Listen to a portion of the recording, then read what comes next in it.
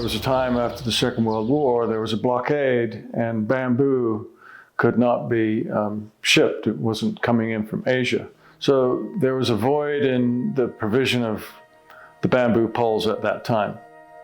So the idea did come that, well, since they were making composite fishing rods, the idea came that, well, why not we could make a composite pole vaulting pole. Part of his process was he made tuna rods too that were big, long fiberglass tubes to reel in big, giant, heavy fish. He took two of the fishing rods, the tuna rods, and he spliced them together. And the first recorded picture that I know of was in 1948 of a high school boy jumping with a pole that Herb Jenks made. Word traveled a little bit among some of the local schools. They made poles for the high school kids, and they used them, and they vaulted quite well. Kids in high school at that time began to jump 15 feet.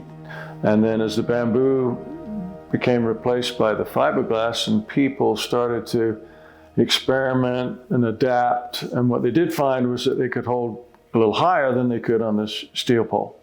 And this is because the pole was bending a little bit and the pendulum was shortening. The biggest challenge that I faced and we faced was moving from one type of pole to the other. But it had a lot of problems that had to be solved because most of the landing areas were either sand or sawdust. A lot of problems dealing with that because you had to make sure that you got the right equipment, do you see what I mean, to land on, and the right size equipment landed on. There were a few accidents that happened kind of close to each other in time, and they were severe and really scary. There was a very dark period where there were fatal injuries in the pole vault. For a high school to provide experienced pole vault coaching and education, it's difficult because it's a very specialized event. There was definitely a period where brave, ambitious young vaulters would want to hold high on a pole without really having put in the time and the technical development. And these kids were jumping on soft poles, and many times they were either straying off to the side, coming up short, or going over the back of the pit. Well, there would be a lot of parents said, no, I don't want my kid doing that anymore. But there was a lot of school districts that stopped it. Do you see what I mean? A lot of them across the United States. There's always been risk in pole vault. You know, there's risk for under hurdles too.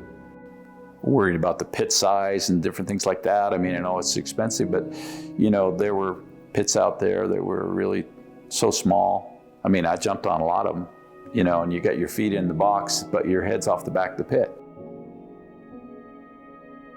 I was a member of the national staff. I was in the chair of pole vault development in the United States, and so we divided the United States into 9 regions. That's where we really had to stop a lot of competition and make sure that the pits were wide enough and deep enough.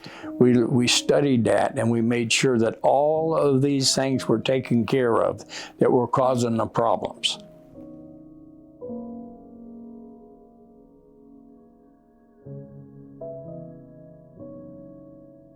The turning point was we developed this program. It was called our strategy for success. You started to study the event, and you defended the event, and once you got a lot of support, then you go on the offense. We were very fortunate. Here's all the people that were members of our committees to help defend it and then go on the offense. And so that showed that, hey, we were doing some things right.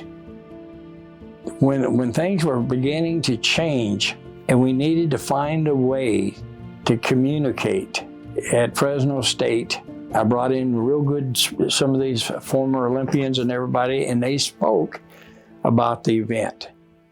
And it really lit a fire. So the next year we tried it, and we had to go over into the big auditorium at Fresno State, and we invited more people, and there was like 80 that showed up. Bob threw out the suggestion that, well, maybe you should have a clinic in Reno. And we thought, well, that's not really what we do, but let's think about it. Bob put the pressure on us to say, or to come through and put on a clinic. So we decided we'd go to Reno. We're going to go live now to Reno, Nevada, where the elite vaulters from around this country are arriving. When we got to the Olympic Games in 2000, Dick Heisong got first. Stacy DeRita got first. And we were able to develop that, and we've able to get to where we are today. But it appears that the sport that's capturing the world's attention these days is the pole vault.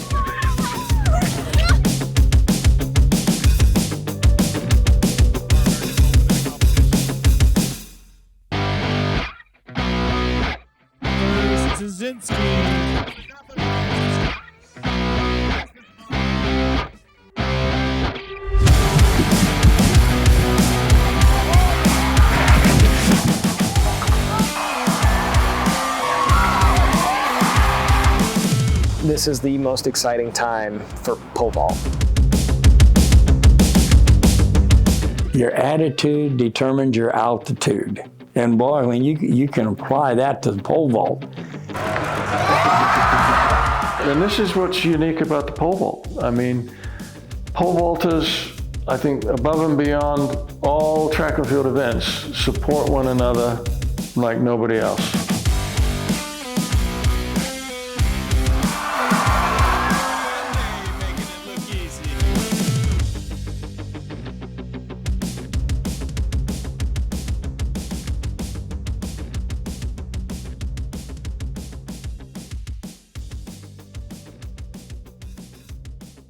It's so rewarding, though, to see everybody so excited, and we're looking forward to another great year.